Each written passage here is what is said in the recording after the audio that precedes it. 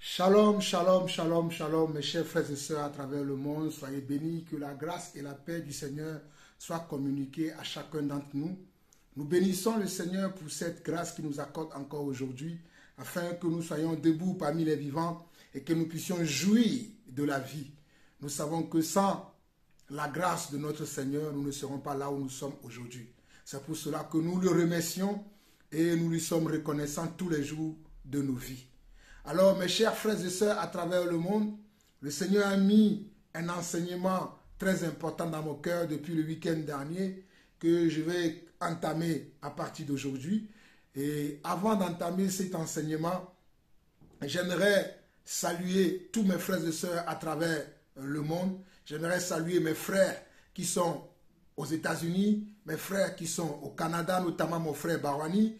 Je n'oublie pas également mes frères qui sont en Europe, ceux qui sont en Allemagne, ceux qui sont en Belgique, ceux qui sont à Londres, ceux qui sont en Hollande, ceux qui sont également en Afrique, notamment ceux qui sont dans les deux Congos, Congo-Kinshasa, Congo-Brazzaville, ceux qui sont au Cameroun, ceux qui sont en Angola, ceux qui sont en Afrique du Sud, ceux qui sont au Maroc, ceux qui sont en Algérie, ceux qui sont au Togo, au Bénin, en Côte d'Ivoire, ceux qui sont au Sénégal, ceux qui sont au Mali et ceux qui sont en France. Mes chers frères et sœurs de la France, que la paix du Seigneur puisse vous gagner.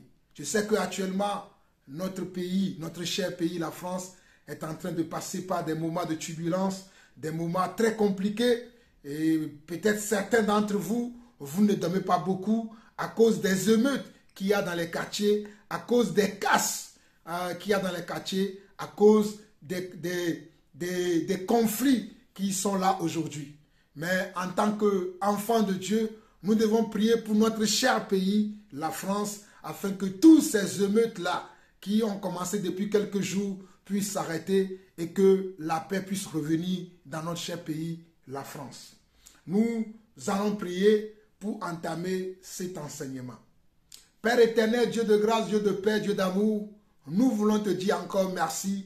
Merci pour le souffle de vie que tu nous as renouvelé. Merci pour ton amour dans notre vie et merci pour ta patience envers nous, Papa.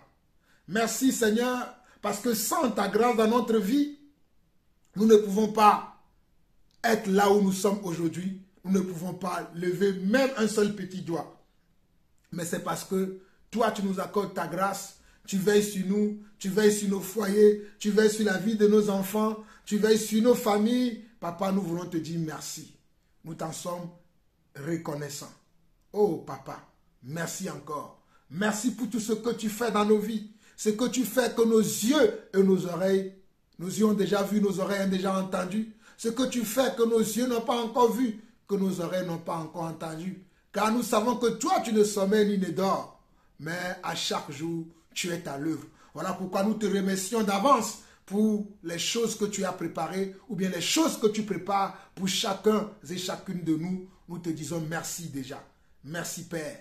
Seigneur, nous te remettons également notre cher pays, la France. La France qui est notre chère patrie, là où tu nous as placés, Papa. Père éternel, nous remettons ce pays entre tes mains afin que ta paix descende dans ce pays.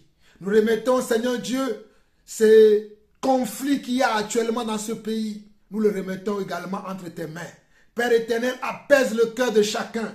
Apaise le cœur des jeunes, des adolescents, des familles. Apaise également le cœur des policiers, des gendarmes, des préfets, des maires, du gouvernement. Père, nous t'en supplions. Viens au secours de ce pays. Viens au secours de ce pays qui va à la dérive, Papa. Oh Père éternel, si toi tu ne viens pas au secours de ce pays ira à la dérive, Papa. Voilà pourquoi nous t'en supplions, Père éternel. Nous t'en supplions, Papa. Viens, Seigneur Dieu, apaiser le cœur de chacun.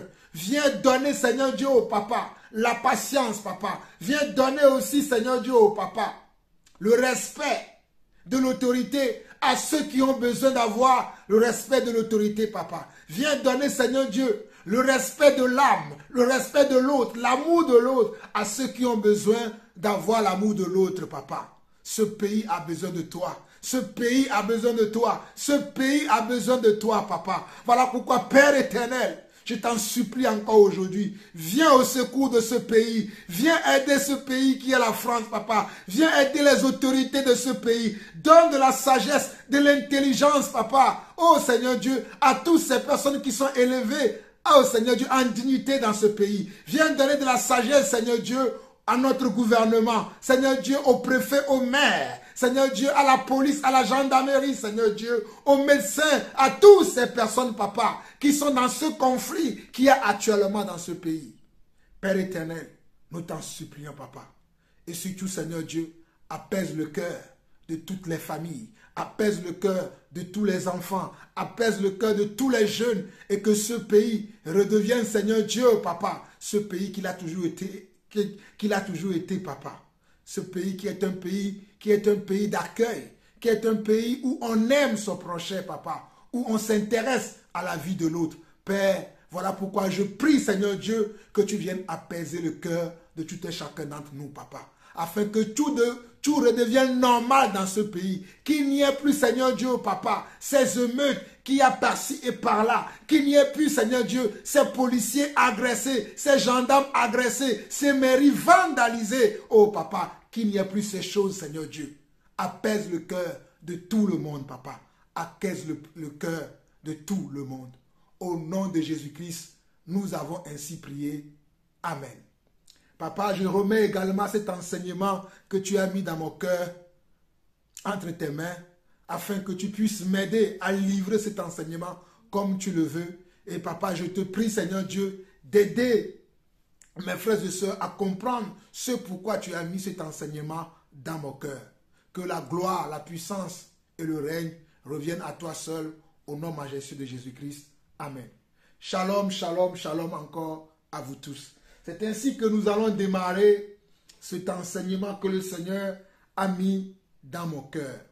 Aujourd'hui, nous allons parler d'un thème qui est très important. Nous allons parler d'un sujet qui est très important. Nous allons parler des évêques. Nous allons parler des évêques ou des anciens dans la parole de Dieu. Qui peut être un évêque, qui peut être un ancien, c'est-à-dire un conducteur de l'Église, qui peut exercer cette tâche. Et cet enseignement m'a été insufflé par le Seigneur le dimanche dernier. J'étais en train de partager avec des sœurs et le Seigneur a mis dans mon cœur que je dois apporter cet enseignement au monde entier afin que le monde entier puisse connaître la sagesse de Dieu, la volonté de Dieu concernant qui peut être un ancien et qu'est-ce que c'est qu'un ancien qui peut exercer cette fonction d'évêque ou cette tâche d'ancien dans l'église de notre Seigneur Yeshua HaMashiach. Voilà pourquoi aujourd'hui je fais cet enseignement, non pas que je suis mieux que les autres, non pas que je connais mieux que les autres, non pas que je suis assis déjà, que je suis arrivé, mais parce que je veux que nous tous, nous puissions comprendre la pensée du Seigneur, que nous puissions avoir tous la pensée du Seigneur. Alors le thème que nous allons aborder aujourd'hui, c'est qui peut être évêque et ou bien qui peut être un ancien selon la parole de Dieu. Est-ce que parce que j'ai des enfants, je suis un ancien? Est-ce que parce que je fréquente une église, je suis un ancien? Est-ce que parce que je suis depuis des années dans l'église, je deviens un ancien? Je répète encore. Est-ce que parce que j'ai des enfants, je suis un père de famille, je suis un évêque, je suis un ancien? Est-ce que parce que je fréquente l'église depuis des années, depuis une dizaine, une vingtaine d'années, depuis 5 ans, 6 mois, je deviens un ancien, je deviens un évêque, un responsable de l'église?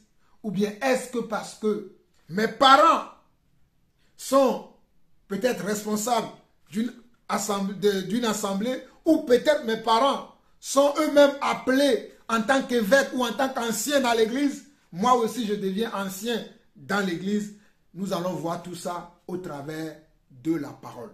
Alors nous allons commencer notre étude selon Corinthiens et selon 1 Timothée chapitre 3. 1 Timothée chapitre 3. 1 Timothée chapitre 3 qui dit ceci. Cette parole est certaine. Et là, je suis dans la Bible, la traduction Louis II, qui dit ceci. Cette parole est certaine. Si quelqu'un aspire à la charge d'évêque, il désire une œuvre excellente.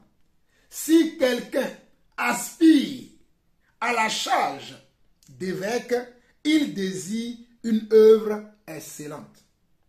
Il faut donc que l'évêque soit irréprochable, mari d'une seule femme, sobre, modéré, réglé dans sa conduite, hospitalier, propre à l'enseignement. Il faut qu'il ne soit ni adonné au vin, ni violent, mais indulgent, pacifique, désintéressé. Il faut qu'il dirige bien sa propre maison et qu'il tienne ses enfants dans la soumission et dans une parfaite honnêteté. Car si quelqu'un ne sait pas diriger sa propre maison, comment prendra-t-il soin de l'église de Dieu? Je m'arrête sur le verset 5 pour l'instant. Mes chers frères et sœurs, si vous regardez dans ce passage de 1 Timothée chapitre 3, dès le premier verset, on nous dit cette parole est certaine. Cette parole est certaine veut dire cette parole est vraie. Il n'y a absolument rien qui peut entraver cette parole. Il n'y a absolument rien qui peut résister contre cette parole. Il n'y a absolument rien qui peut détruire cette parole. Lorsqu'on nous dit cette parole est certaine. Si quelqu'un aspire à la charge d'évêque, il désire une œuvre excellente. Si quelqu'un aspire à la charge d'évêque, c'est-à-dire à la charge d'ancien, à la charge d'un ancien dans l'église, de quelqu'un qui veut prendre soin du troupeau de Dieu, il désire une œuvre excellente. Et voilà pourquoi aujourd'hui, il y a beaucoup de gens qui se lèvent. Je suis ancien, je suis apôtre, je suis prophète, je suis évangéliste, je suis pasteur, je suis docteur ou enseignant de la parole, je suis ceci ou cela. Et il y a beaucoup de gens qui enseignent aujourd'hui. Mais, d'après les Écritures, qui peut être un ancien? D'après les Écritures, qui peut être un ancien? Qui peut être un évêque? Qui peut diriger l'église de Dieu? Qui peut conduire l'église de Dieu? Qui peut le faire? Est-ce que tout le monde peut le faire? Première question. Est-ce que tous les hommes peuvent le faire? Deuxième question. Est-ce que parce que je fréquente une assemblée depuis des années, je peux être un ancien? Encore une autre question. Est-ce que parce que je suis proche d'un serviteur de Dieu, je deviens un ancien? Voici encore une autre question. Est-ce que parce que je fais plusieurs activités dans l'assemblée, dans la communauté, je deviens un évêque, un ancien? Voici encore une autre question. Est-ce que mes parents, peut-être mon père, était un ancien dans l'église? Il avait un appel en tant que pasteur, en tant qu'apôtre, en tant que prophète, en tant qu'évangéliste. Que sais-je encore? Moi aussi, je suis un ancien. Voilà toutes les questions que chacun d'entre nous doit se poser. Mais si nous revenons à cette écriture que nous venons de lire, on dit, cette parole est certaine.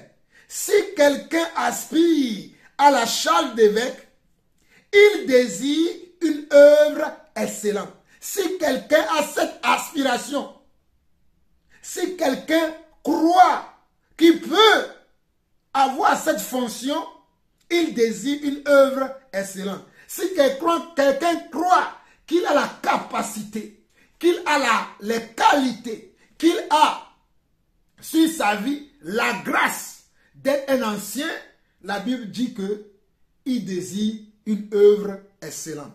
Permettez-moi de vous lire un passage rapidement dans Éphésiens 4 pour que vous puissiez comprendre que qui sont les anciens, parce que nous allons parler des anciens, mais il faut que nous voyions déjà qui sont les anciens, qui sont les évêques. Les évêques, qui sont-ils? Donc allons dans Éphésiens 4. Éphésiens 4, rapidement, Éphésiens 4. Éphésiens 4. Nous allons lire du verset 7 au verset 11. Éphésiens 4, du verset 7 au verset 11.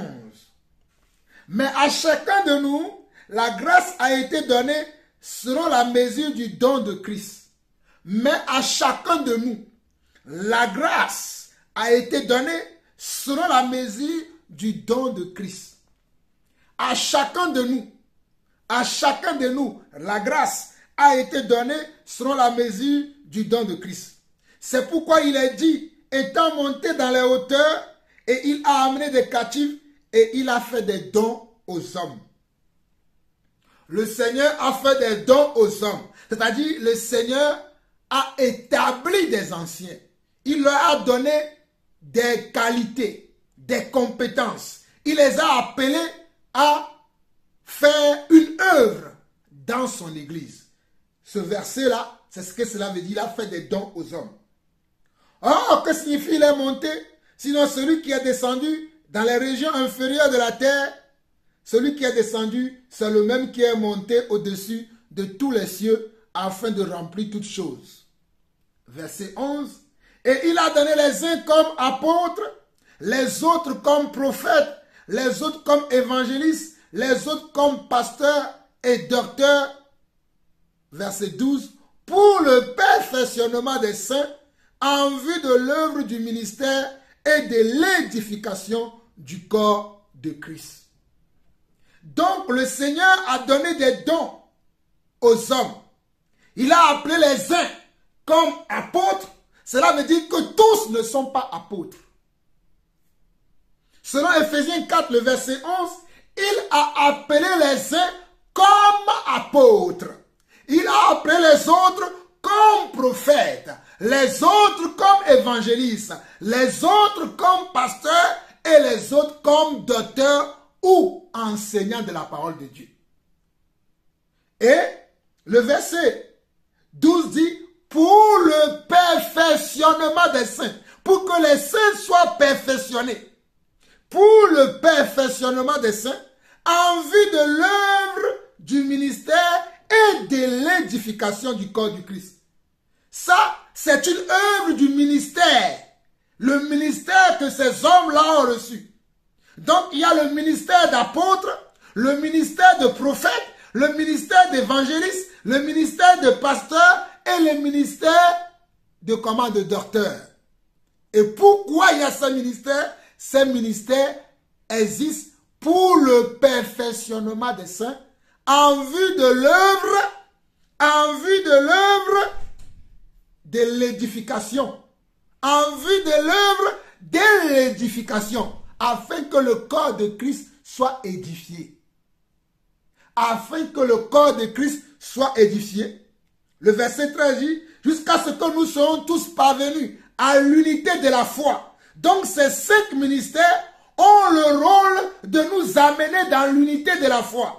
Ils ont pour but, ils ont pour objectif de nous amener dans l'unité de la foi, afin que nous ayons une foi commune.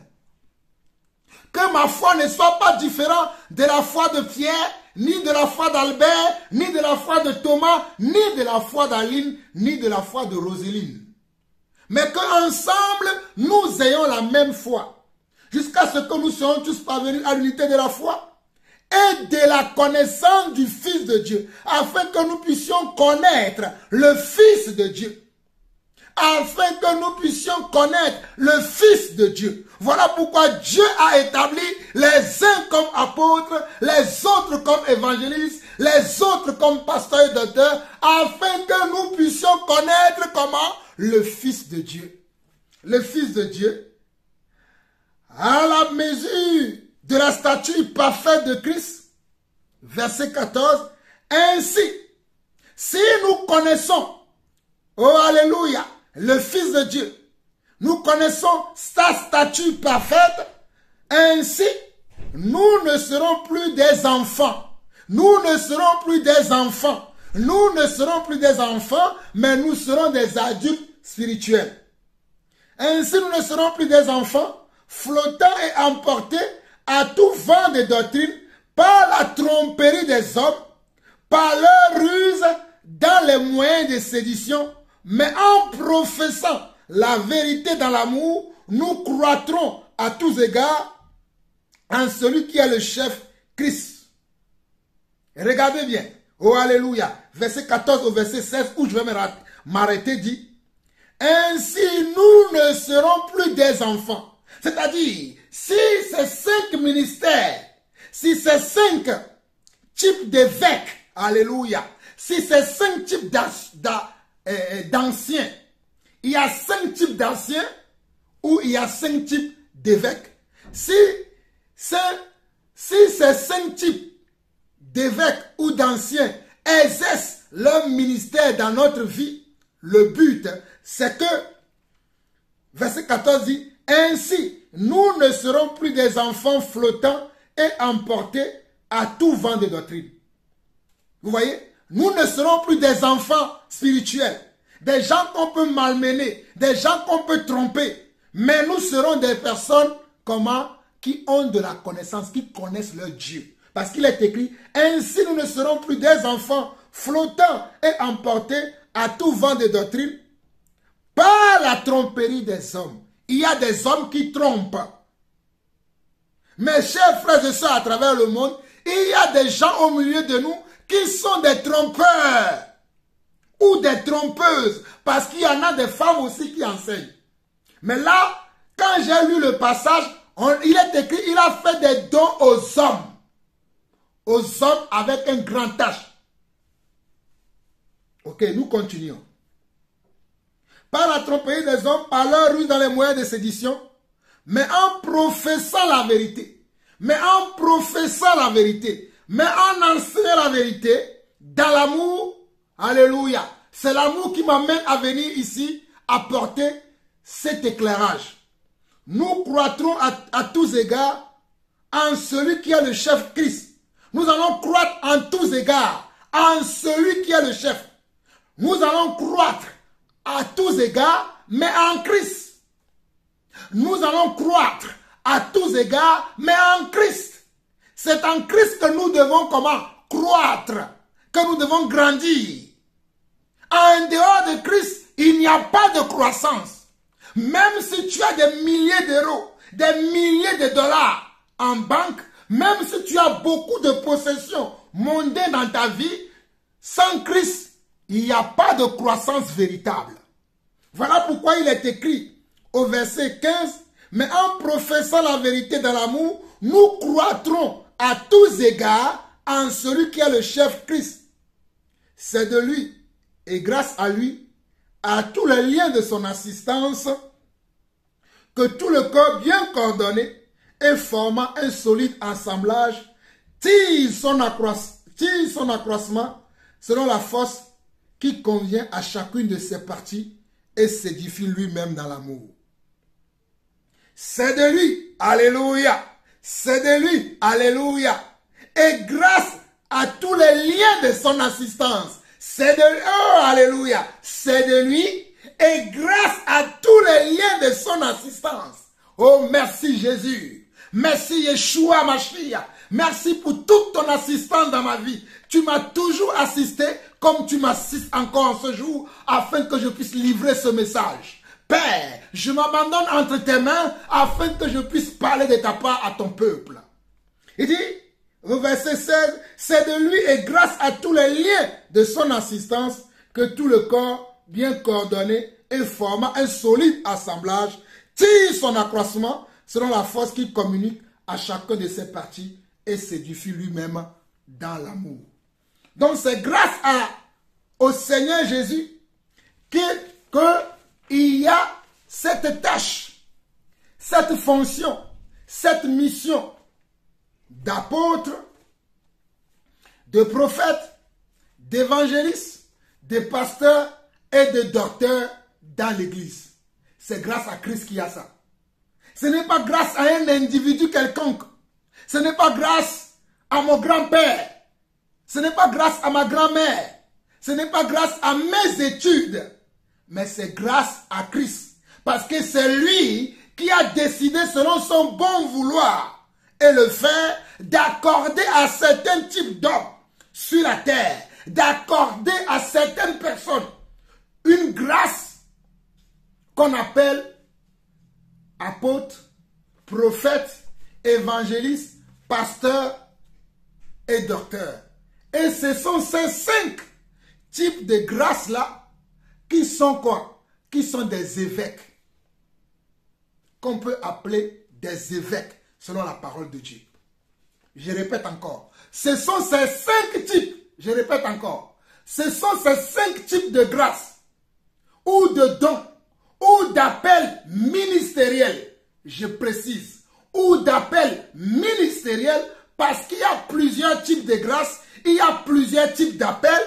Mais l'appel ministériel, il n'y en a que 5. Et ça là, le Seigneur l'a accordé aux hommes, uniquement aux hommes. Car nous avons vu selon la parole, ou d'après la parole d'Éphésiens 4, le verset 11, qu'il a appelé les uns comme apôtres, les autres comme prophètes, les autres comme pasteurs, les autres comme évangélistes et les autres comme comment? Comme pasteurs et docteurs, comme évangélistes et les autres comme docteurs. Cela veut dire que les apôtres sont différents des prophètes et que les prophètes sont différents des évangélistes et que les évangélistes sont différents de comment? Sont différents aussi des pasteurs et les pasteurs sont différents des enseignants. Mais ces 5 types d'appels-là, ont pour but de nous édifier dans l'église. Ces 5 types d'appels-là ont pour but de nous enseigner, de nous rapprocher de Dieu, de nous montrer la voie du Seigneur et non leur propre voie. Alléluia. Je répète encore, les 5 types de grâces, les 5 types de dons, les 5 types d'appels ministériels ont pour objectif, ont pour mission, ont pour but de nous amener dans la volonté de Dieu, de nous amener à connaître Dieu, de nous amener à nous édifier. Ils vont nous édifier, ils vont nous fonder sur le roc, ils vont nous fonder sur Christ. Et ils ne sont pas tous pareils. Ces 5 types d'appels ne sont pas tous pareils. Ils sont différents les uns des autres. Ils sont différents des uns des autres. Si je prends un exemple de l'apôtre Paul et de l'apôtre Pierre ou de l'apôtre Jean, ils n'agissaient pas de la même manière, ils ne parlaient pas de la même manière et ils n'enseignaient pas de la même manière. Mais ils œuvraient pour Christ. Ils étaient là dans l'église afin d'amener les brebis à connaître Christ. Afin d'amener leurs frères et sœurs à connaître Yeshua, à Mashiach. Mais ils avaient différentes manières de procéder. Ils n'étaient pas tous pareils. Ils étaient différents les uns des autres. Donc vous qui voulez que Jean-Paul Lawson soit comme tout le monde, je ne peux pas être comme tout le monde. Je suis l'apôtre Jean-Paul Lawson. C'est le Seigneur qui m'a appelé apôtre. Et il m'a donné des capacités d'apôtre. Il veut que je parle comme un apôtre. Il veut que j'agisse comme un apôtre. Il veut que tout ce que je fais, que les gens voient que celui-là, c'est un apôtre. Vous ne me ferez pas de moi une girouette. Je ne suis pas une juriette. Je suis un apôtre. Un apôtre que le Seigneur a appelé pour le servir. Je ferme cette petite parenthèse. Donc, comme je le disais tantôt, ces différentes grâces, ces différents dons, ces différents appels qui existent dans l'Église, ce sont eux que la Bible appelle des anciens. Ce sont eux que la Bible appelle évêques. Ce sont eux qui sont appelés des évêques selon la parole de Dieu. Ce sont eux qui sont appelés des anciens selon la parole de Dieu. C'est ce que je veux vous amener à comprendre aujourd'hui. Ce n'est pas parce que quelqu'un fréquente l'église depuis 20 ans qui devient un évêque. Non. C'est vrai que quelqu'un peut être dans l'église 20 ans après et il se retrouvera être un ancien. Ça peut arriver. Mais cela ne veut pas dire que tous les hommes qui fréquentent l'église depuis 20 ans sont des évêques. Non. Cela ne veut pas dire que tous les hommes qui fréquentent l'église depuis 6 mois sont des évêques. Non. Mais il peut y avoir quelqu'un qui fréquente l'église et après 6 mois, après 1 an, après 2 ans, peu importe, le Seigneur lui révèle qu'il est un ancien.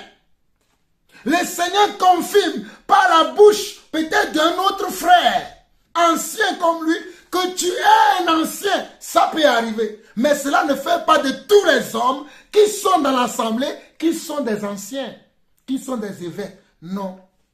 Tous les hommes qui fréquentent l'assemblée ne peuvent pas être des évêques. Les évêques sont établis d'avance par Dieu. Je répète encore, les évêques sont établis d'avance par Dieu. Je crois que maintenant vous comprenez. Et à chaque fois que vous allez tomber sur ce mot évêque ou sur ce mot ancien dans la Bible, pensez aux 5 types de ministères qui existent. Pensez aux 5 types de grâces, aux 5 types de dons, aux 5 types d'appels qui existent dans la parole. Ce sont eux que la Bible appelle comment? Appelle des évêques, appelle des anciens. Voilà pourquoi, selon notre texte de base, qui est dans 1 Timothée 3, et que nous avons lu du verset 1 au verset 5, nous allons le relire et je vais commencer par expliquer encore davantage. Selon 1 Timothée chapitre 3, le verset 1 au verset 5, il est écrit « Cette parole est certaine. Si quelqu'un aspire à la charge d'évêque, c'est-à-dire si quelqu'un ressent dans son cœur qu'il est appelé à être un ancien, à être un évêque, il désire une œuvre excellente. C'est une œuvre excellente parce que ça n'émane pas de lui.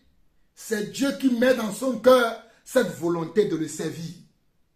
Parce que Dieu l'a appelé depuis le sein de sa maman. Mais lui ne le savait pas. Il vient de le découvrir. Et il dit, je vais me mettre à part pour servir Dieu. C'est une très belle œuvre. C'est une œuvre excellente. Et regardez ce que la parole dit. Il faut donc que l'évêque, c'est-à-dire l'ancien, soit irréprochable, mari d'une seule femme, sobre, modéré, réglé dans sa conduite, hospitalier, propre à l'enseignement. Ceux qui pensent que l'ancien, c'est celui qui va partager que de la nourriture dans l'église, vous vous trompez. L'ancien n'a pas pour rôle de partager que de la nourriture dans l'église. Il a pour but d'enseigner, de prendre soin de troupeaux de Dieu, de recadrer, d'encadrer et de donner la direction aux troupeaux de Dieu. Voilà pourquoi il est écrit au verset 2 de 1 Timothée chapitre 3, il faut donc que l'évêque, c'est-à-dire l'ancien, soit irréprochable, mari d'une seule femme, sobre, modéré, réglé dans sa conduite, hospitalier, propre à l'enseignement. Propre à l'enseignement. Propre à l'enseignement. Il faut qu'il ne soit ni adonné au vin, ni violent, mais indulgent, pacifique et désintéressé. On dit il faut qu'il ne soit ni adonné au vin. On n'a pas dit qu'il ne doit même pas goûter du vin. Je connais des gens qui ne boivent pas d'alcool. C'est une décision très sage que j'encourage. Mais l'Écriture n'est pas dit de ne pas boire du tout. On dit qu'il ne soit adonné. Cherchez la définition du mot adonné dans le dictionnaire. Il ne faut pas qu'il soit quelqu'un qui est un gros buveur de vin. C'est ça ce que cela veut dire. Ni violent, il ne doit pas être violent, mais indulgent. C'est quelqu'un qui doit avoir en lui de l'indulgence. Alléluia. Il doit être quelqu'un qui a de l'indulgence en lui, qui n'attaque pas les frères et sœurs en désordre. Il doit avoir de la patience. Il doit avoir de la maîtrise de soi. Il doit savoir comment se comporter. Le verset dit, pacifique. Il doit être quelqu'un qui aime la paix.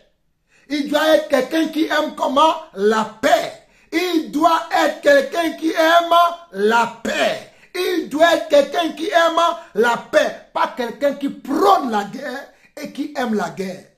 Il doit être quelqu'un qui est désintéressé. Il ne doit pas être quelqu'un qui aime les intérêts. C'est quelqu'un qui doit être désintéressé. Désintéressé des dessous de table, désintéressé de la poche de ses frères et sœurs, désintéressé de l'amour du monde, désintéressé de la gloire, désintéressé du sexe opposé. Ah oui, je dis bien désintéressé du sexe opposé.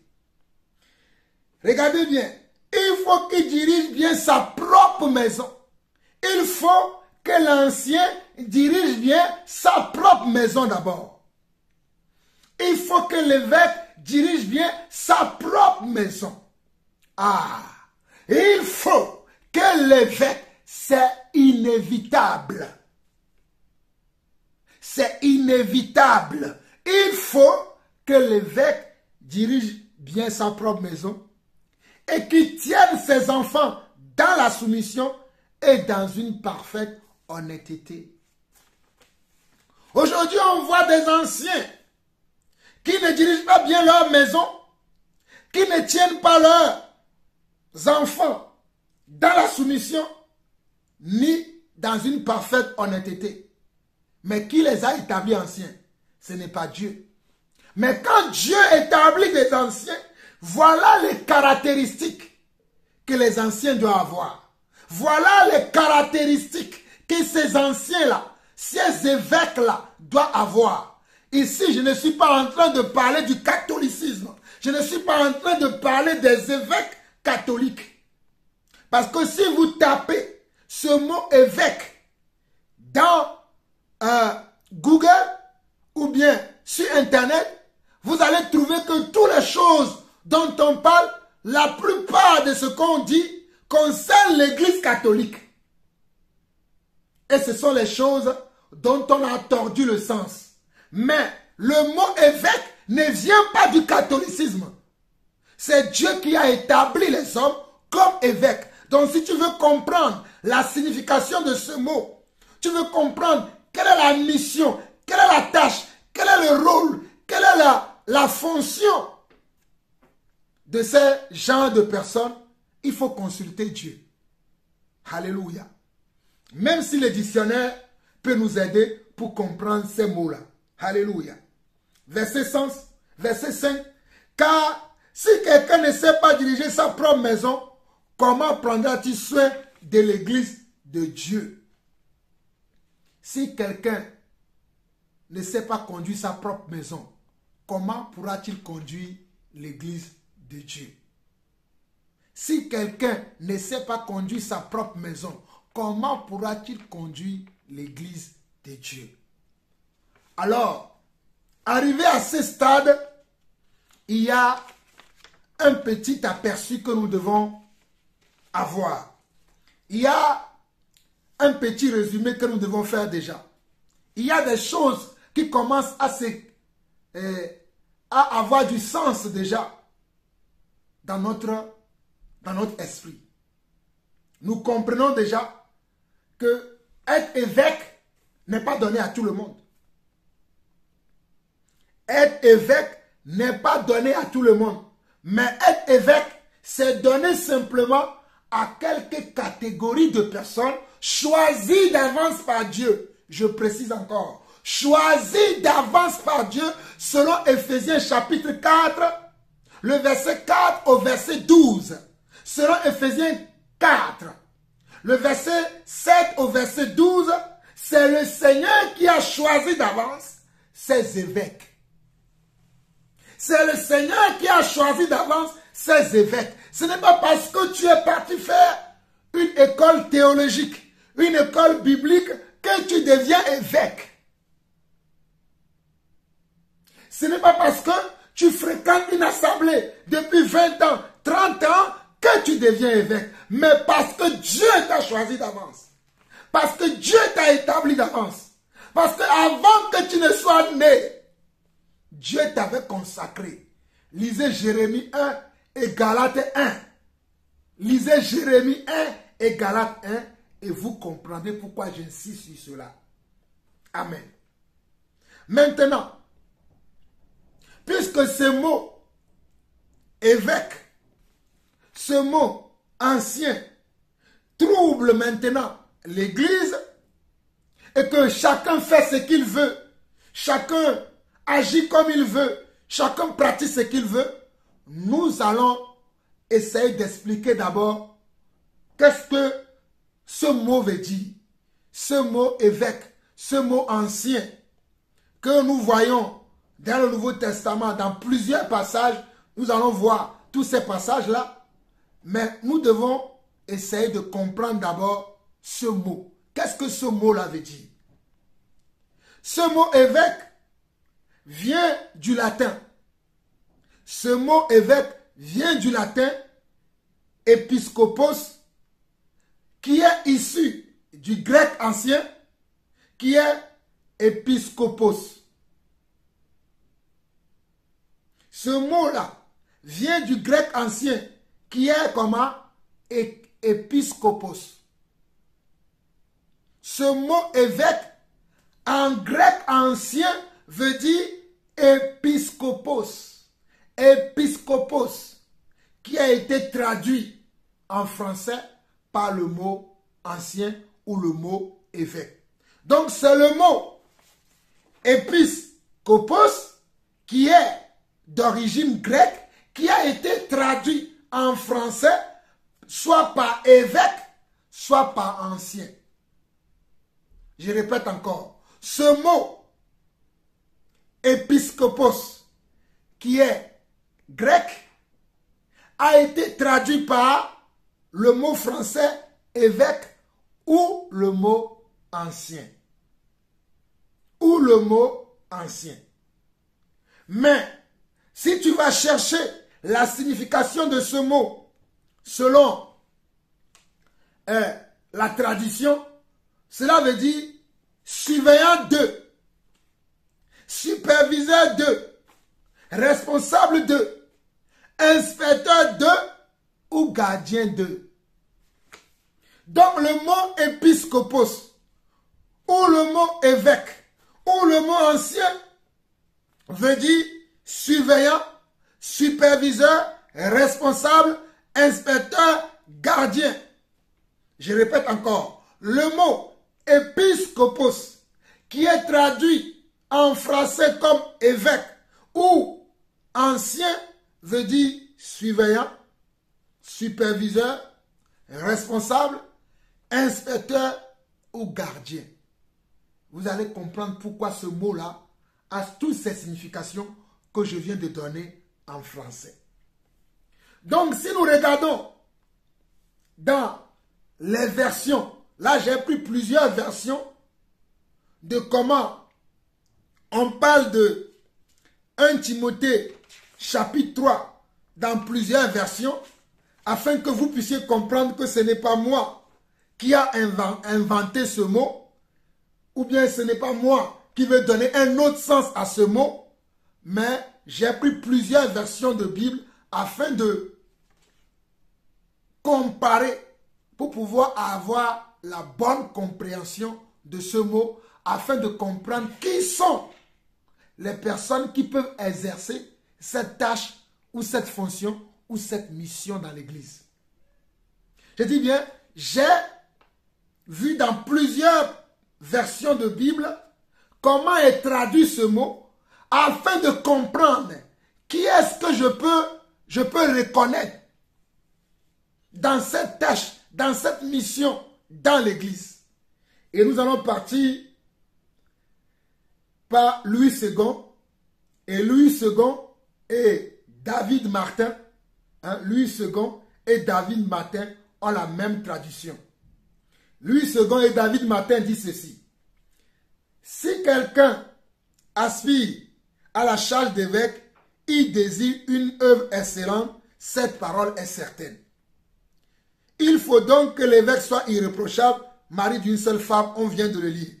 Regardez, Dans la version de la Bible Semeur, dans la version de la Bible Semeur, il est dit ceci. Si quelqu'un aspire à être un dirigeant dans l'église, désire une belle tâche. Vous avez vu?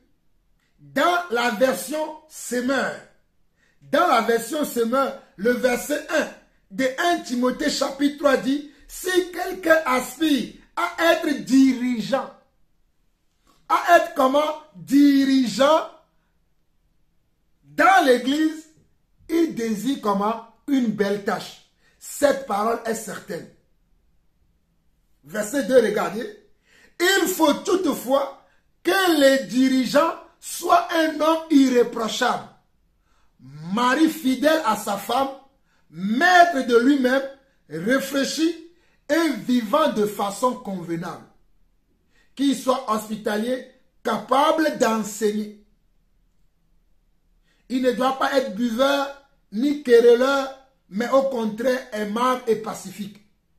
Que l'amour de l'argent n'ait sur lui aucune prise. Que l'amour de l'argent n'ait sur lui aucune prise. Qu'il dirige bien sa famille et maintient ses enfants dans l'obéissance en toute dignité.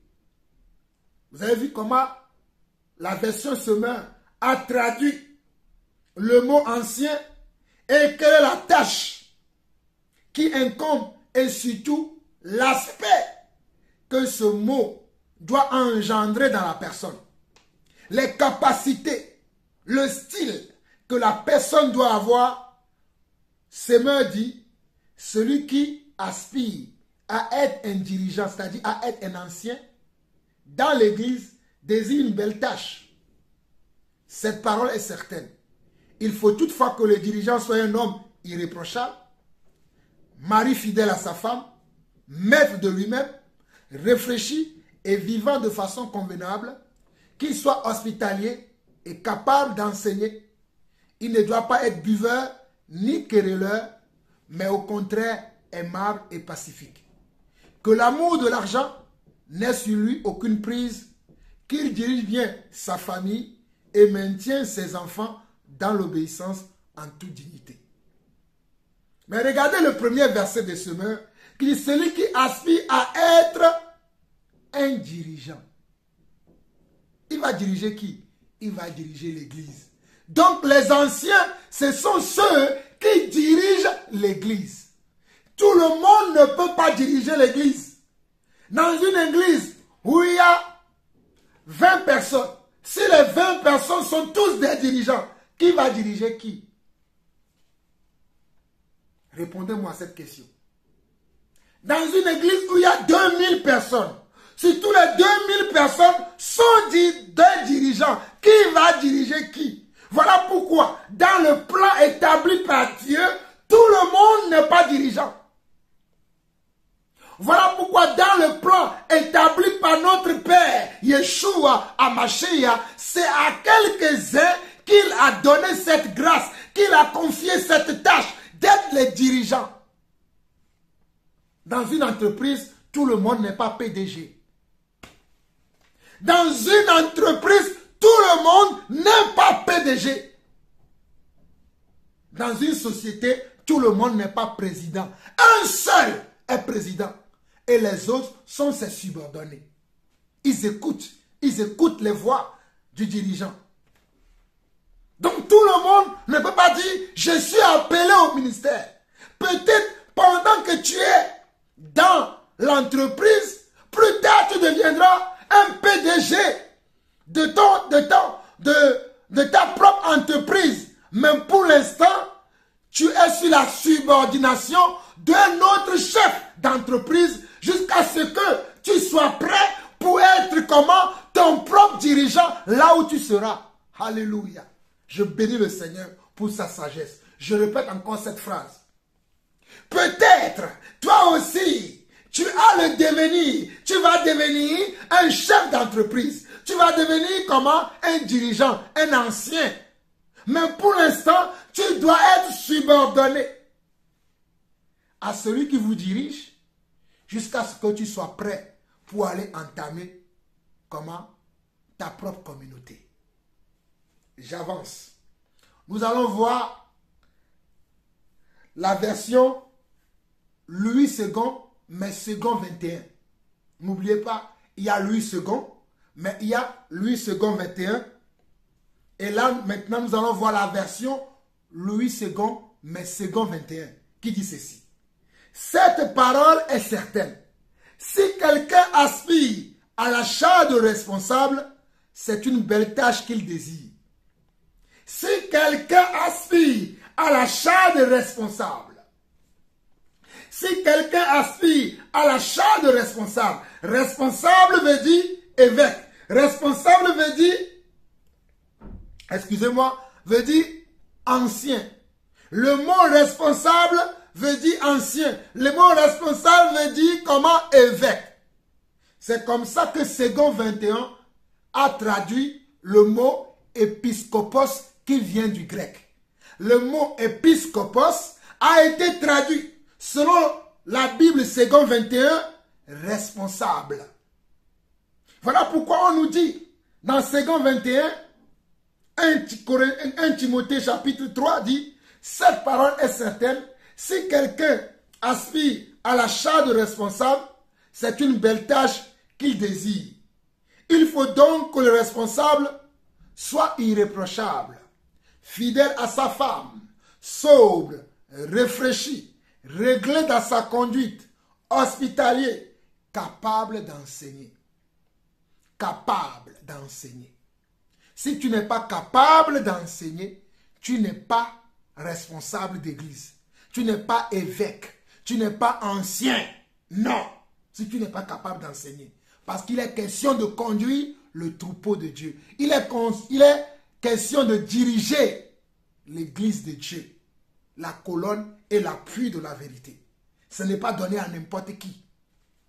Ce n'est pas donné aux beaux parleurs. C'est donné à ceux-là qui n'ont pas froid aux yeux. Ceux-là qui savent comment dire oui quand il faut dire oui. Ceux-là qui savent comment dire non quand il faut dire non. Ceux-là qui savent comment régler les gens. Ce n'est pas donné à tout le monde. Je continue. Verset 3. Il ne doit pas être buveur, violent, ni attiré par le gain.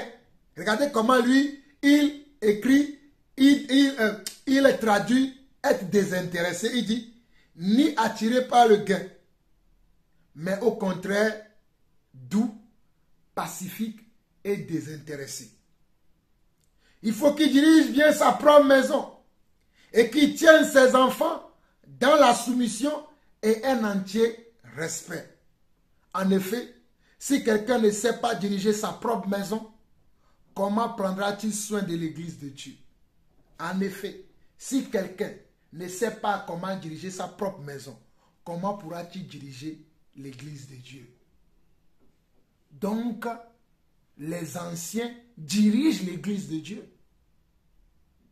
Donc, les anciens, leur rôle, c'est de diriger, c'est de conduire, c'est d'être responsable de l'église de Dieu. Alléluia. Et ça, c'est Dieu lui-même qui l'a voulu. Ce n'est pas Jean-Paul Lawson qui a décidé qui va conduire l'église, qui va enseigner l'église. Mais c'est Dieu qui a établi Jean-Paul Lawson. Alléluia. C'est Dieu qui a établi tous les prédicateurs véridiques, cohérents, corrects. C'est Dieu qui les a établis afin qu'ils dirigent, afin qu'ils conduisent l'église de Dieu. Cela vient de Dieu. Cela ne vient pas des hommes, mais c'est Dieu qui les a établis. Alléluia. Nous bénissons le Seigneur pour cela. Regardons encore dans la version Darby. Regardez encore dans la version Darby. La dernière version que nous allons voir et je vais expliquer encore. Cette parole est certaine. Que si quelqu'un aspire à la surveillance, regardez ce que Darby dit. Cette parole est certaine. Que si quelqu'un aspire à la surveillance aspire à la surveillance, il désire une œuvre bonne. Il désire une œuvre bonne. Il faut donc que le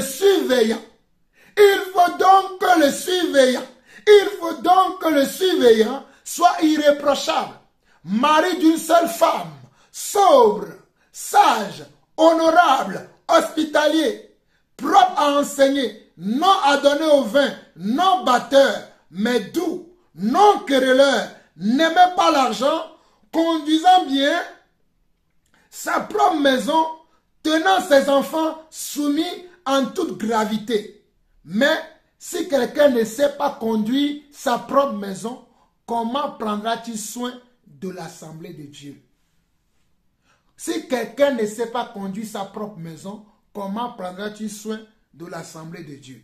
Mais remarquez ici que Darby a traduit épiscopos par surveillant. Il a traduit épiscopos, qui veut dire évêque, qui veut dire ancien. Darby l'a traduit par surveillant. La Bible Darby a traduit ce mot par surveillant. Pourquoi je suis en train de vous lire toutes ces choses? C'est que vous comprenez que cette tâche-là est une lourde tâche. Ce n'est pas une tâche à prendre à la légère. Ce n'est pas une tâche à prendre comme si c'est, je ne sais pas, comme si ça veut dire rien. C'est une tâche qui est très noble. Et comme la Bible dit, c'est une œuvre excellente. Parce que cela ne vient pas de l'homme, cela vient de Dieu. Parce que cela ne vient pas de l'homme, cela vient de Dieu. Et tout ce que Dieu fait est bon, parfait et agréable. Allez dans Genèse. Quand Dieu a créé la terre et tout ce qui s'y trouve, la Bible dit que Dieu a dit que cela est bon et cela est comment?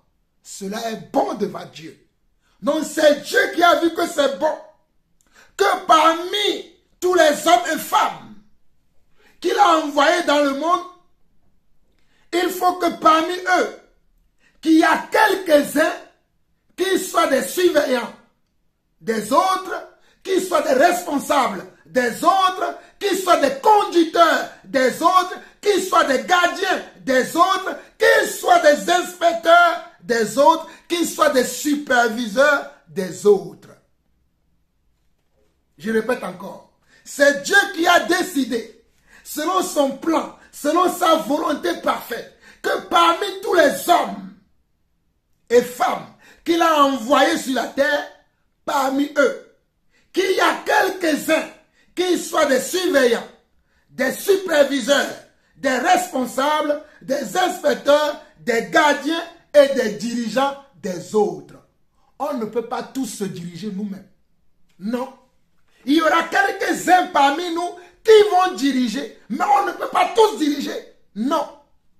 Une nation dans laquelle tout le monde croit être dirigeant est une nation qui va à la dérive. Une nation dans laquelle tout le monde croit qu'il est comment? Qu'il est un responsable.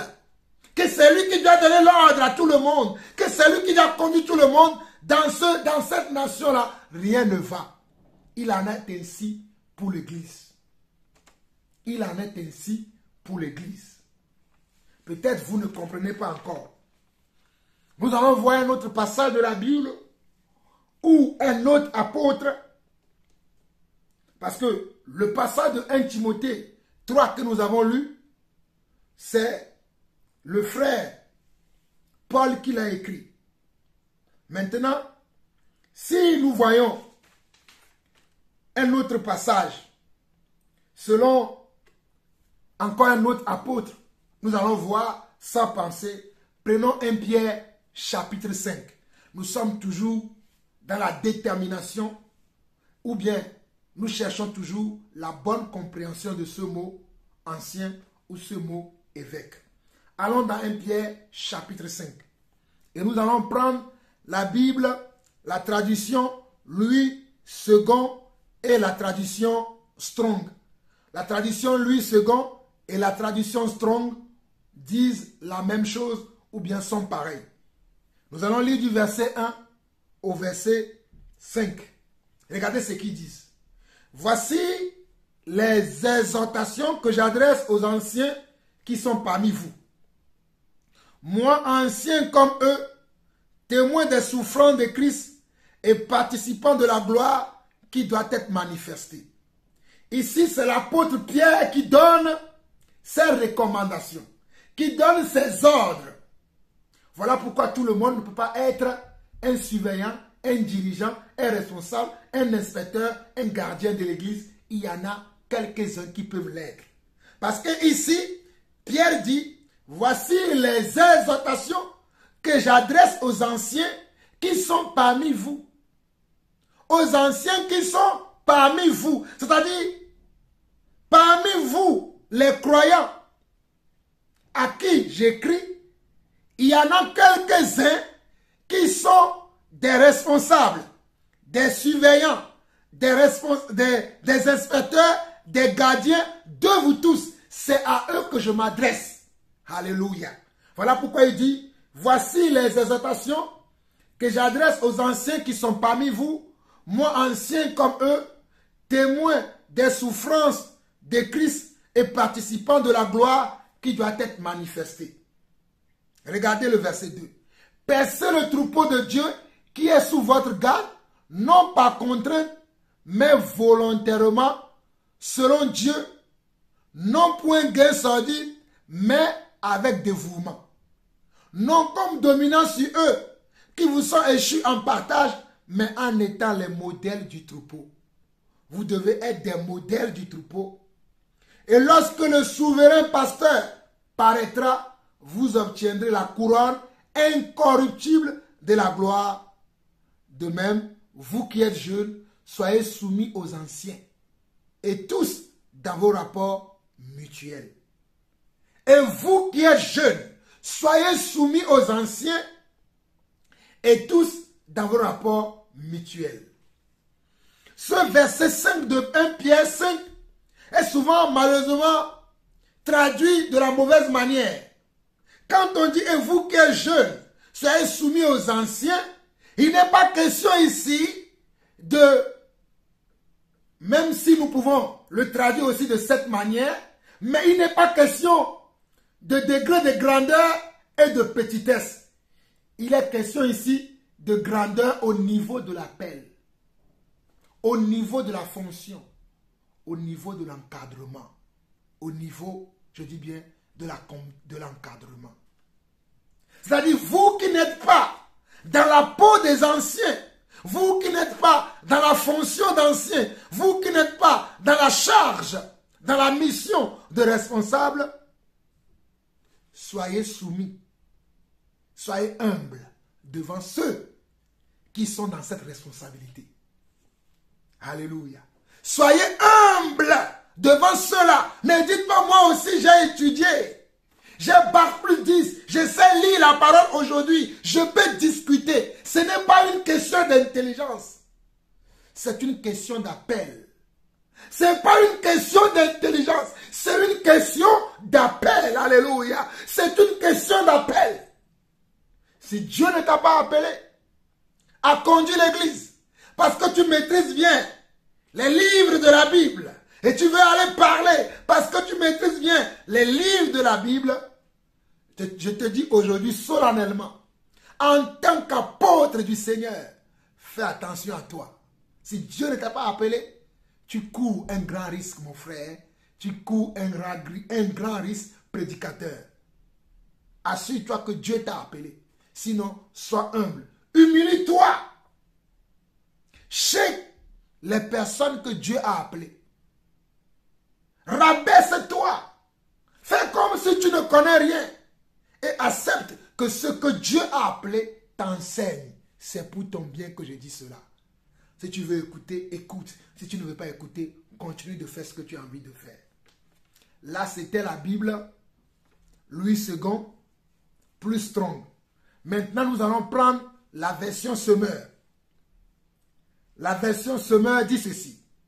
Je ferai à présent quelques recommandations à ceux parmi vous qui sont responsables de l'église. Je leur parle en tant que responsable, comme eux, et témoin des souffrances du Christ. Moi qui ai aussi part à la gloire qui va être révélée. Comme des bergers, prenez soin du troupeau de Dieu qui vous a été confié. Vous voyez? Comme des bergers. Comme des bergers. Comme des bergers. Comme des bergers. Comme des bergers, prenez soin du troupeau qui vous a été confié. Veillez sur lui, non pas de voix, mais de plein gré. Veillez sur lui, non pas de voix, mais de plein gré. Comme Dieu le désire. Faites-le, non comme si vous étiez contraint, mais par dévouement. Dévouez-vous à cette tâche. Alléluia. Dévouez-vous à cette tâche. Soyez dévoués. Soyez comment spontanés. Soyez comment courageux. Soyez comment aimants. Soyez comment désintéressés. Soyez comment très aimants lorsque vous exercez cette mission. Lorsque vous exercez cette tâche. Vous avez compris? On ne doit pas faire cette tâche avec amertume, avec tristesse, avec regret, mais on doit le faire avec amour.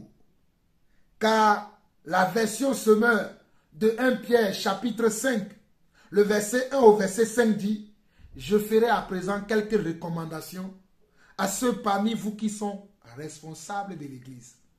À ceux parmi vous qui sont responsables de l'Église. Je parle en tant que responsable. Vous voyez, tout le monde n'est pas responsable de l'Église. Ce n'est pas parce que papa est converti que papa est devenu responsable de l'Église. Ce n'est pas parce que maman est convertie que maman est devenue responsable de l'Église. C'est une question d'appel. Alléluia. C'est une question de don. C'est une question de grâce. Voilà pourquoi il est écrit ici. Je leur parle. Pierre qui parle ici dit, je leur parle en tant que responsable comme eux. Je leur parle en tant que responsable comme eux. Je leur parle en tant que responsable comme eux. Je leur parle en tant que responsable comme eux et témoin des souffrances du Christ. Moi qui ai aussi part à la gloire qui va être révélée. Moi qui ai aussi part à la gloire qui va être révélée. Comme des bergers. Moi qui ai aussi part à la gloire qui va être révélée. Moi comme eux, moi aussi j'ai part à la gloire qui va être révélée, comme vous.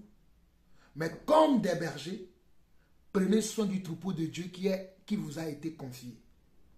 Veillez sur lui, non pas à devoir, mais de plein gré, comme Dieu le désire. Faites-le, non comme si vous étiez contraint, mais pas dévouement.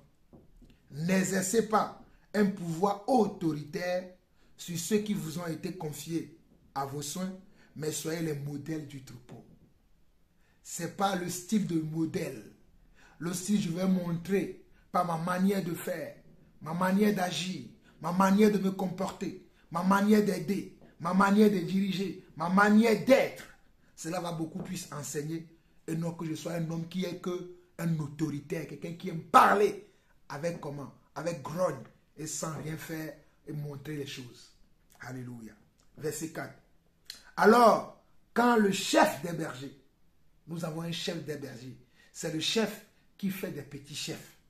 C'est le chef berger qui est Yeshua Mashiach, qui est Jésus-Christ de Nazareth, qui fait des petits bergers, nous qui sommes les apôtres, les prophètes, les évangélistes, les pasteurs ou docteurs et enseignants de la parole de Dieu.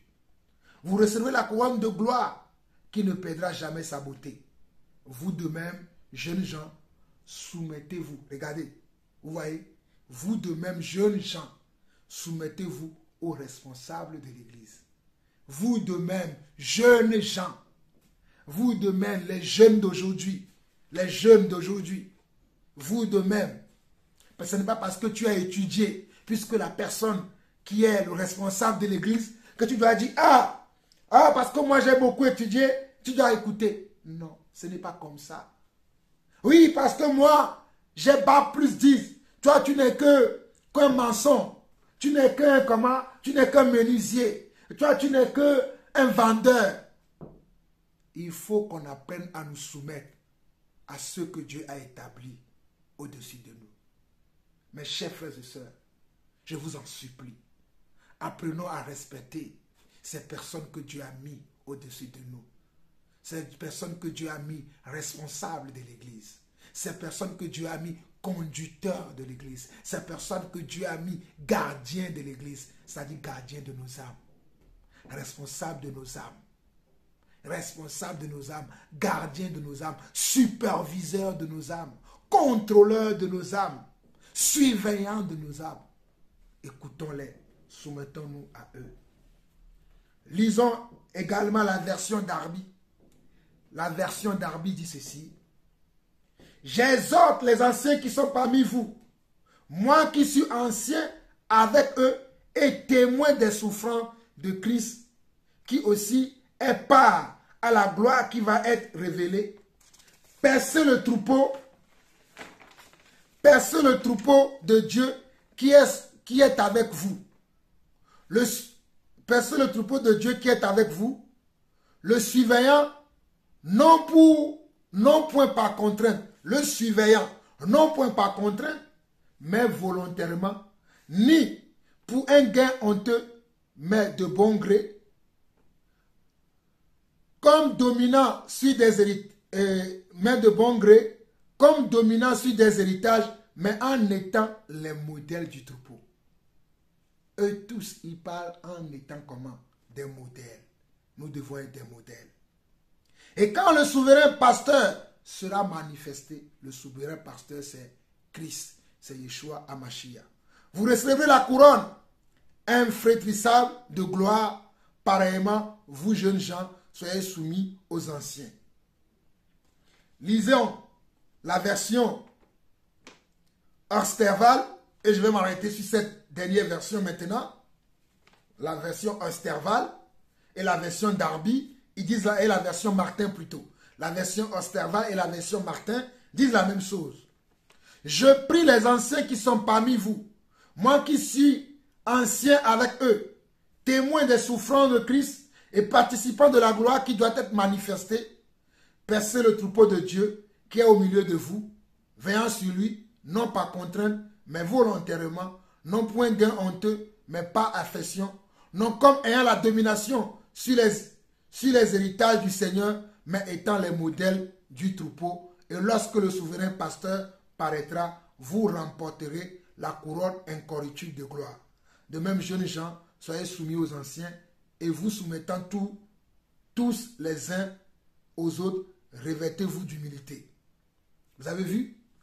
Et c'est très important que nous comprenions cela. Voyez-vous, Pierre était aussi comment? Un ancien. C'est-à-dire, il était aussi un conducteur de l'Église. Il était aussi un responsable de l'Église.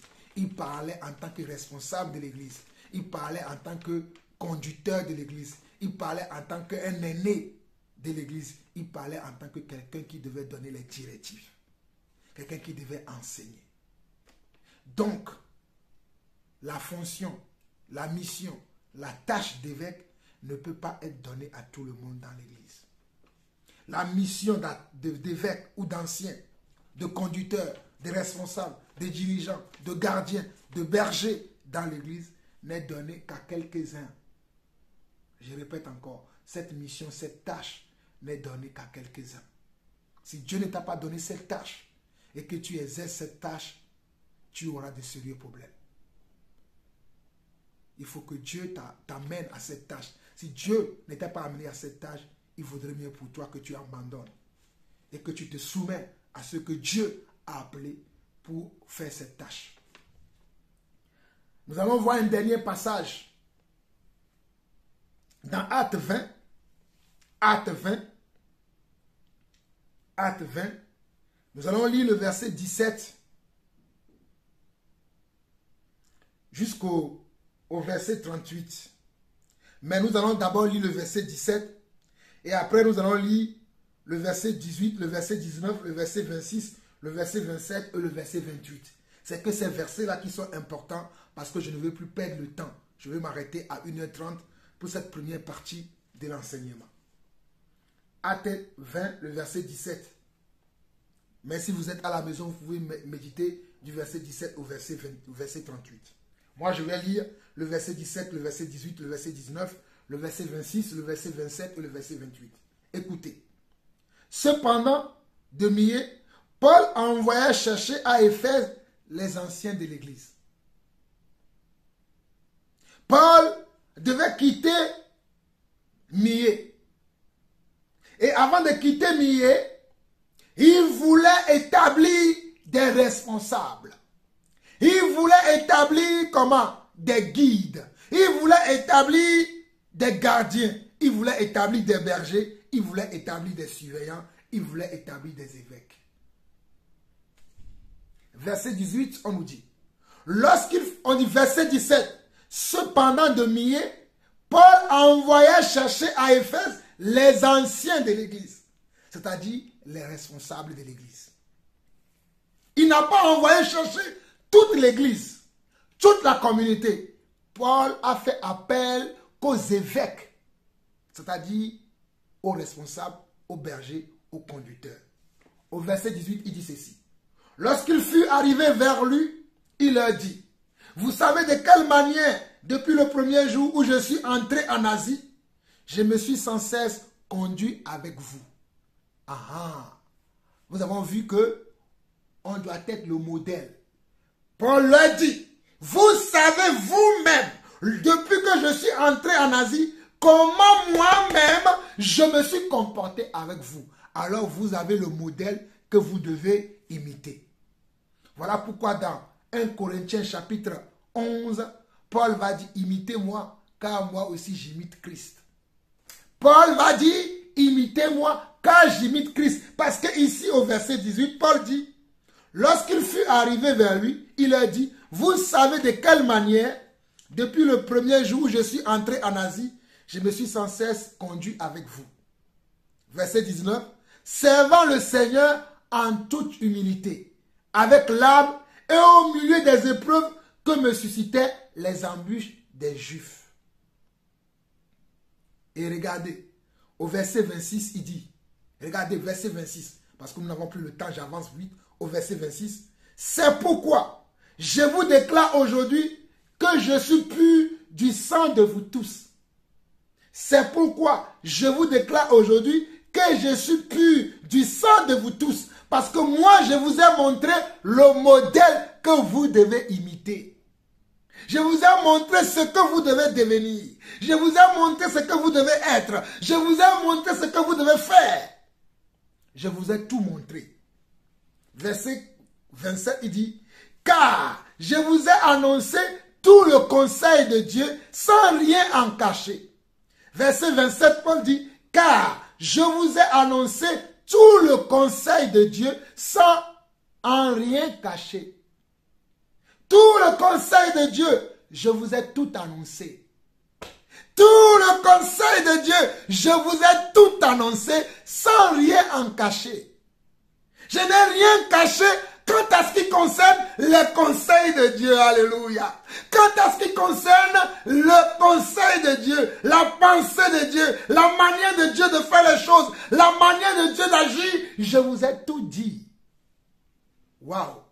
Quelle parole, quelle révélation, quelle méthode. J'aime cette méthode et c'est ce que je pratique moi aussi. Verset 28. Prenez garde à vous-même et à tout le troupeau sur lequel le Saint-Esprit vous a établi évêque. Prenez garde à vous-même. D'abord, prenez garde à vous-même. Quand je prends garde à moi-même, il y a des gens qui m'appellent. Frère, on ne t'entend pas. Frère, on ne te voit pas. Je dois prendre garde d'abord à moi-même. Avant de prendre garde au troupeau sur lequel Dieu m'a établi apôtre. Je dois d'abord me garder moi-même. Parce qu'il est écrit, prenez donc garde à vous-même. Prenez donc garde à vous-même. Prenez Prenez donc garde à vous-même et à tout le troupeau sur lequel le Saint-Esprit vous a établi évêque. Sur lequel le Saint-Esprit vous a établi comment? Évêque, pour perdre l'église du Seigneur qu'il s'est acquise par son propre sang. L'église du Seigneur, c'est le Seigneur qui se l'est acquise par son sang. C'est le Seigneur qui a racheté son église. C'est le Seigneur qui a racheté son église comment? Au moyen de son sang, au moyen de la croix de Golgotha, au moyen des insultes, des injures qu'il a reçues à la croix de Golgotha.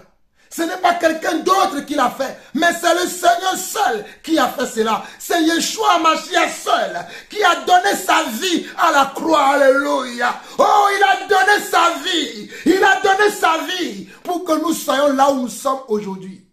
C'est lui seul qui l'a fait. Alors, voilà pourquoi il dit, prenez garde, verset 28. Il dit, prenez garde à vous-même et à tout le troupeau sur lequel le Saint-Esprit vous a établi évêque. Je vous ai dit que c'est le Seigneur qui, comment? Qui fait quoi? Qui établit. C'est le Seigneur qui accorde la grâce. Ce n'est pas les hommes. Voilà pourquoi je n'ai peur d'aucun homme, car c'est Dieu qui m'a établi apôtre dans son église, alléluia. C'est Dieu qui m'a établi, Dieu, alléluia. C'est lui qui établit, c'est lui qui est le Saint-Esprit. Voilà pourquoi Paul dira, prenez donc garde à vous-même et à tout le troupeau sur lequel le Saint-Esprit vous a établi évêque. Vous voyez?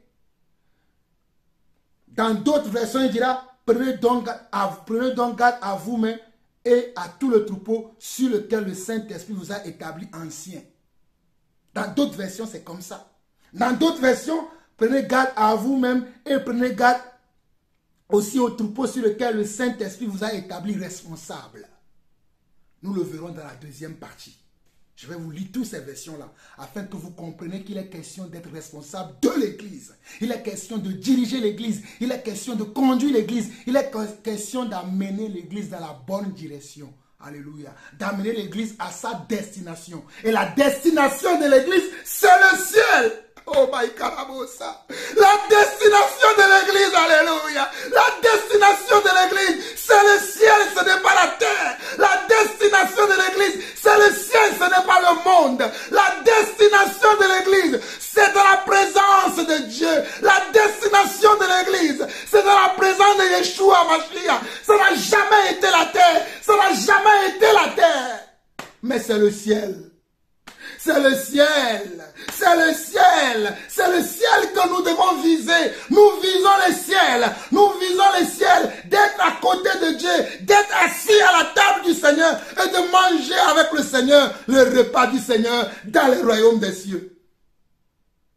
Au ciel, au ciel, au ciel, j'irai la voir un jour. J'ai pas le temps. Oh, j'ai pas. Le ciel est notre destination. C'est voilà pourquoi vous devez fuir les hommes qui se sont établis eux-mêmes, que le Saint-Esprit n'a pas établi. Les hommes que Dieu n'a pas établis. Oh, les hommes que Dieu n'a pas choisis comme évêques, comme anciens, comme gardiens, comme responsables de l'église, mais qui se sont choisis eux-mêmes et qui veulent vous amener dans la dérive et qui veulent vous amener dans le désordre. Vous devez les fuir. Vous devez les fuir. Alléluia. Regardons d'autres versets encore. Oh, alléluia. Regardons le verset 29. Verset 29 au verset 31 pour que vous puissiez comprendre. Regardez ce que Paul dit. Je sais qu'il s'introduira parmi vous après mon départ des loups cruels qui n'épargneront pas le troupeau. Lorsque dans le verset 17, Paul a appelé les gardiens, les responsables, les bergers, les évêques, les anciens de l'église, et qu'il les a dit, vous savez, au verset 18, il a dit, vous savez comment moi-même je vous ai montré comment vous devez vous conduire, et que je vous ai donné tous les conseils de Dieu. Et à partir du verset 28, il va leur dire, prenez garde à vous-même d'abord.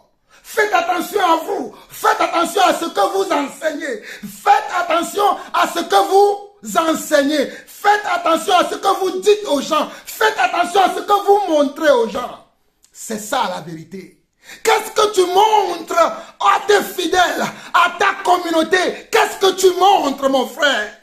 Qu'est-ce que tu montres aux enfants de Dieu?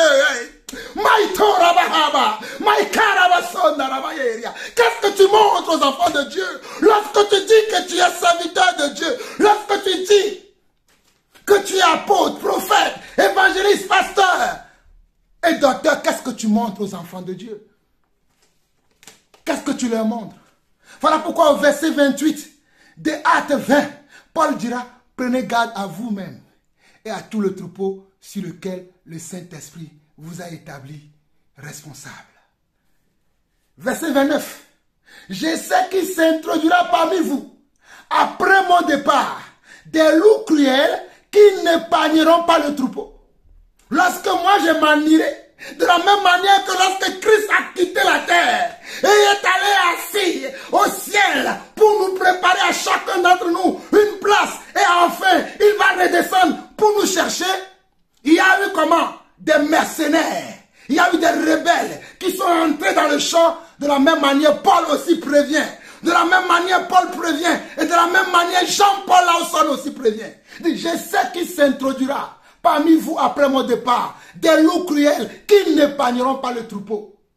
Et qui s'élèvera du milieu de vous des hommes qui enseigneront des choses pernicieuses pour entraîner les disciples après eux. Verset 21.